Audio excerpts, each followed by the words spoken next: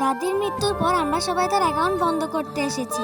মা আমাদের ছেড়ে সারা জীবনের জন্য চলে গিয়েছে। দাদি আমার ছোটবেলা থেকে সব ইচ্ছে পূরণ করে এসেছে। আমার ছোট সোনা মা, দেখো তোমার জন্য কি এনেছি। ও আমার পছন্দের বার্গার ও দুধ চা। দাদি আসতে বলো, তোমার মা শুনতে পাবে। খেতে অনেক সুস্বাদু, তাই না? এর পরের বার আমি তোমার জন্য পিৎজা নিয়ে আসবো। লুকিয়ে লুকিয়ে কি খাচ্ছ তোমরা? আমি তোমাকে এসব খাবার খেতে নিষেধ করছি না। এবার তো দেখছি মাকেও সাথে নিয়ে নিয়েছো। ওর দোষ নেই, আমি ওকে এনে দিয়েছি। এখন কি তুমি আমাকেও মারবে? তোমার জন্য সে দিন দিন খারাপ হয়ে যাচ্ছে। কিছু দিতে পারবে না, তাহলে জন্ম দিয়েছো কেন? কি হলো বৌমা আবার? মা সে আবার নতুন ক্যামেরা চাচ্ছে। ও এখনো অনেক ছোট, তুমি ওর কথায় কান দিও না। দাদি আমার কান্না সহ্য করতে পারেনি। দুদিনের মধ্যে সে আমাকে নতুন ক্যামেরা কিনে দিয়েছে। কিছুদিন পর দাদি হঠাৎ করে অসুস্থ হয়ে যায়। সে মন খারাপ করে নদীর ধারে গিয়ে বসেছিল। আমি ক্যামেরা দিয়ে তার ছবি তুলি। দাদি দেখো ছবিটা সুন্দর হয়েছে না? আমি যখন মরে যাব তখন এই ছবিটা দেওয়ালে ঝুলিয়ে রেখো। এই কথা আর একবার বললে আমি তোমার সাথে কথা বলবো না। আরে রাগ করো না, আমি তো শুধু মজা করছি। হয়েছে, এখন দাঁড়াও, তোমার আরো কয়েকটা ছবি তুলি। এখন সে বেঁচে নেই, কিন্তু তার স্মৃতিগুলো রয়ে গেল। আল্লাহর ছবিটি ভালো লাগলে লাইক এন্ড সাবস্ক্রাইব।